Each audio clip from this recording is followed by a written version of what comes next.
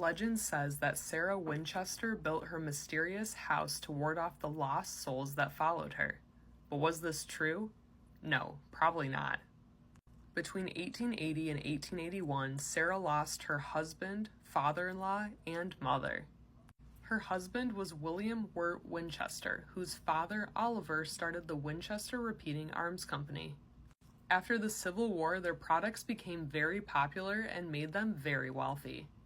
Sarah was just 40 years old when her husband passed, and from him she inherited $7,500, which is about $230,000 today, as well as lucky number 777 shares in the company, valued at $77,700, or about $2.4 million today. Those shares earned her the equivalent of about $240,000 a year in dividends. When her mother-in-law passed in 1898, she inherited a further 2,000 shares valued at $400 a share. That's about $25 million today in total, so it's safe to say that she had some coin. In 1884, Sarah and 3 of her sisters decided to move to California from Connecticut after their oldest sister passed away. At the time, California was advertised as a place with good climate and soil where you could buy cheap land.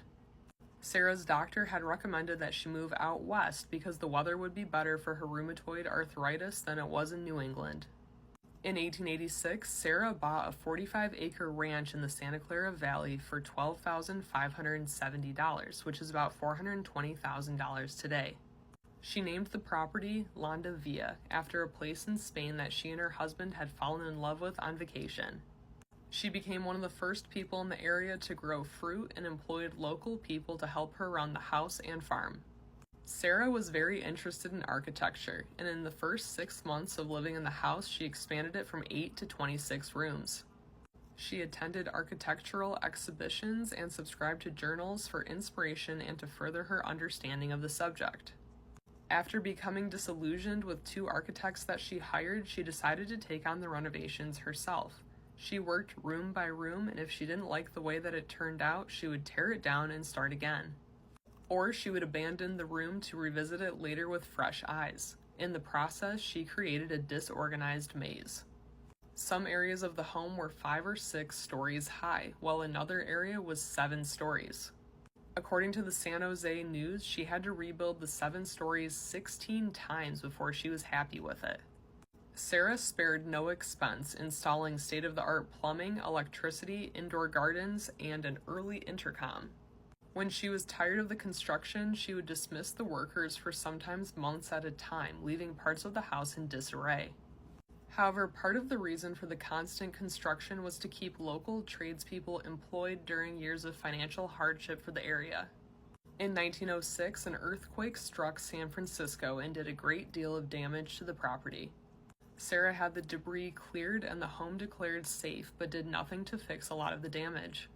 This left second-story doors opening to nowhere since their balconies collapsed, staircases going to nowhere since the floors they led to no longer existed, and pipes sticking out. Based on letters sent shortly before the earthquake, it's believed that Sarah was at her house in Atherton, California, and not at the Villa. Keep in mind that Sarah owned many properties across the United States and was a very profitable real estate investor. She correctly identified that property around Stanford University would increase in value and bought multiple rental properties in Palo Alto.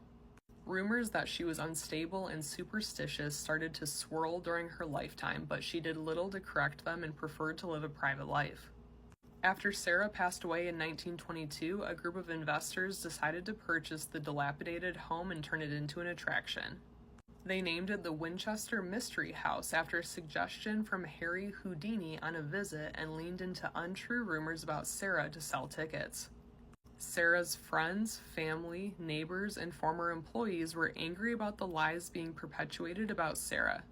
In 1925, her lawyer's son released a statement that said, "Mrs. Winchester was a sane and clear-headed woman as I have ever known, and she had a better grasp of business and financial affairs than most men. The commonly believed supposition that she had hallucinations is all bunk." She was described by many that knew her as intelligent, kind, charitable, and not superstitious at all. Have you ever visited the Winchester Mystery House? It's definitely on my bucket list.